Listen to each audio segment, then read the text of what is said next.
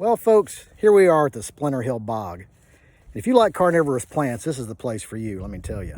They're growing here by the thousands. Beautiful, beautiful plants. So I want to thank the Nature Conservancy for buying this property and setting it aside and just letting these plants exist. It's just a wonderful place to be. So let's get inside and see what's cooking.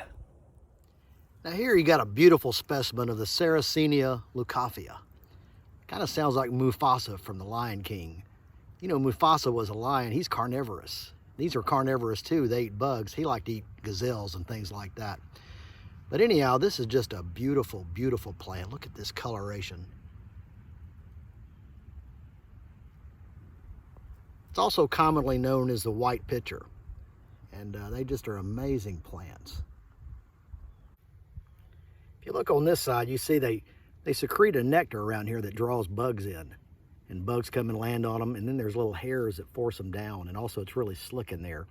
And the bugs fall down inside, and then uh-oh, dinner time.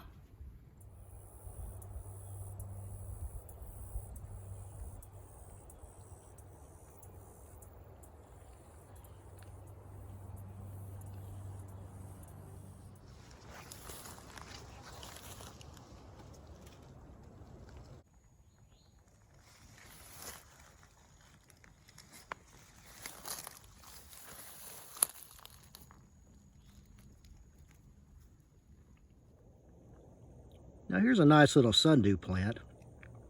These sundews have a little sticky droplet on the end of those tentacles, and they catch gnats and small insects, and they secrete an enzyme into them that breaks them down, and then they digest them. Good dinner, gnats. Here's a few more.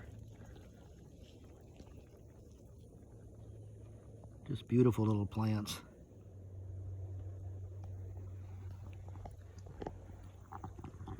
Now, the naturalist Charles Darwin did a lot of study with sundews, different types of sundews. And he was one of the first ones to really determine that they were carnivorous, that they actually ate insects, which kind of went against nature in a lot of people's minds.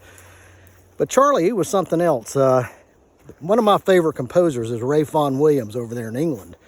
Over here to just be Ralph.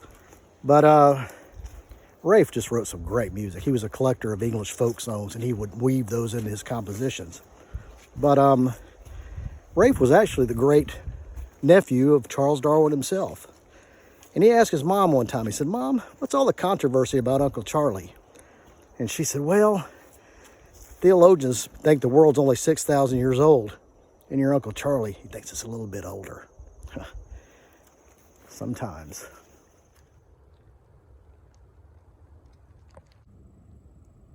Now here's a really nice specimen of the Saracenia purpurea, also known as a purple pitcher plant.